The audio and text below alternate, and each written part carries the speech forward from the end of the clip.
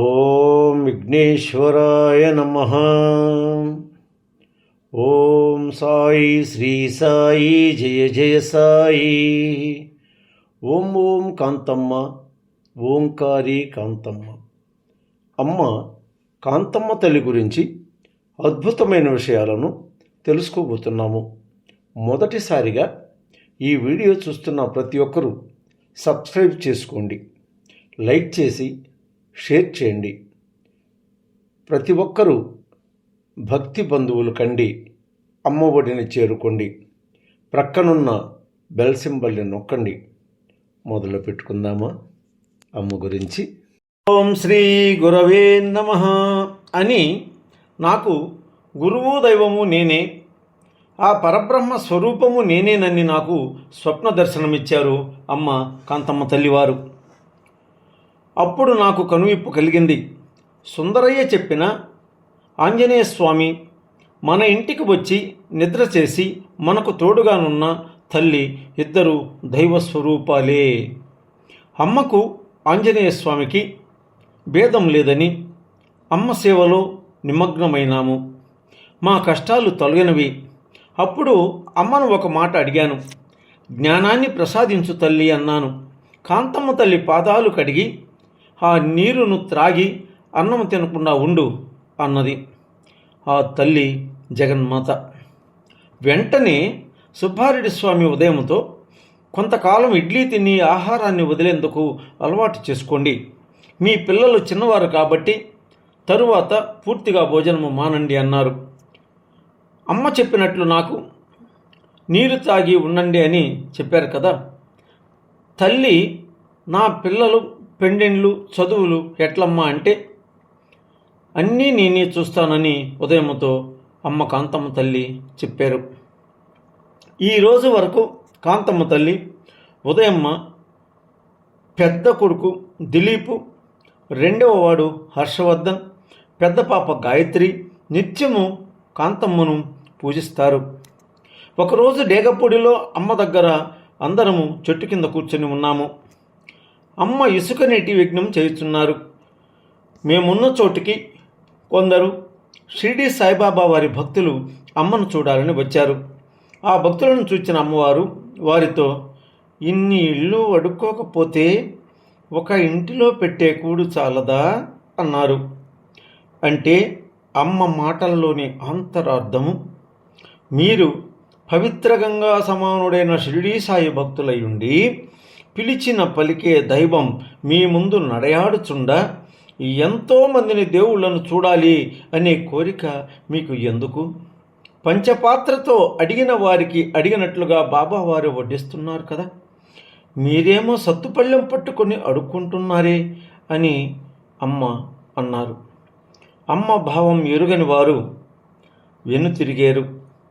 ఆ వచ్చిన వారిని దూషించినదా, పొగడనిదా, సమదృష్టిలో మందలించినదా వారికి అర్థం కాక అమ్మని ఏమీ అడుగక ఆ తల్లి ఆశీర్వాదములు తీసుకొని వెళ్ళిపోయినారు. దైవము సర్వాంతర్యామి అయినప్పుడు ఎక్కడ కూర్చుంటే దైవము కనిపించదు అని అమ్మ కాంతమ్మ తల్లి భావన. డేగపూడిలోనే మరో రోజు అమ్మ ఒక పళ్ళెంలో తన కాళ్ళు కడిగి ఆ నీటిని తాగమని నాకు కొద్దిగా ఇచ్చినారు. నేను తాగేశాను. కొద్దిగా మిగిలినవి. ఇంతలో వీరమ్మ వచ్చినది. మిగిలినవి ఆమెకిచ్చాను. తాగేసినది వీరమ్మ. ఎవరైనా కాళ్ళు కడిగిన నీరు ఎవరైనా తాగగలమా? తాగలేము. ఇక్కడ అమ్మగారు నేను ఎవరు అని వీరి నమ్మకము. నన్ను పిచ్చిది అనుకుంటే నీరు త్రాగరు, దైవము అనుకుంటే ఆ పళ్ళెంలో నీరు త్రాగుతుంది అని నాకు పెట్టిన అమ్మ పరీక్షను నేను తట్టుకొని నిలబడినాను. ఉదయమ్మ గారి భర్త పేరు మీరయ్య. ఈయన మిలిటరీలో రాజీనామా చేసి వచ్చారు.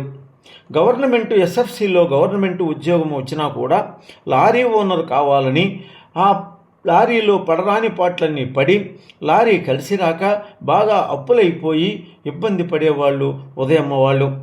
ఆ పరిస్థితిలో ఉదయమ్మ కాంతమ్మ తల్లిని, అమ్మ లారీని ఎస్ఎఫ్సి వాళ్ళు సీజ్ చేసినారమ్మా అని చెప్పింది.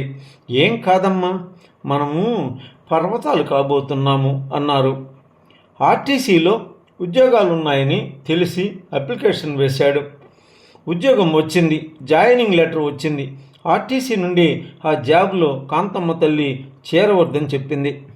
ఆ జాబ్ వదిలేసి ఎంజీ బ్రదర్స్లో డ్రైవర్గా చేరాడు. ఆ రోజులలో హైదరాబాద్ నుండి డెలివరీ బళ్ళు కొత్త టాటా సుమోలో నెల్లూరుకి తీసుకుని వచ్చేవాడు. ఒక బండికి తెచ్చినప్పుడు 600 రూపాయలు ఇచ్చేవారు. నెలకు 10 బండ్లు తెచ్చేవాడు. 10 బండ్లకి 600తో 6,000 రూపాయలు వచ్చేది. నిజాయితీగా బ్రతకాలని ఆయన ఆపేక్ష. ఏమంటే సైన్యంలో నుండిన వారు కదా, ఆ లక్షణాలు నరాలలో నిండి ఉన్నాయి ఆయనకు. 10,000 ఇంటి ఖర్చు అయ్యే రోజులలో 1,000 రూపాయలు అమ్మ హుండీలో వేస్తే నెలకు 10,000 అమ్మ మా కుటుంబ పోషణకు అందించేది. కాంతమ్మ తల్లి అలా మా కుటుంబ భారాన్ని మోసేది. కాంతమ్మ తల్లి అలా మమ్మల్ని ఓదార్చి తన రెక్కల క్రింద పెట్టుకుని ఆ తల్లి మమ్ము సాకింది. 35 సంవత్సరముల వయసులోనే నన్ను అమ్మ బంగారము చీరలు వద్దని చెప్పారు, తాడు వేసుకోమన్నారు. ఒకరోజు మన ఇంటిలో తన భక్తులతో ఏదో మాట్లాడుతున్నారు.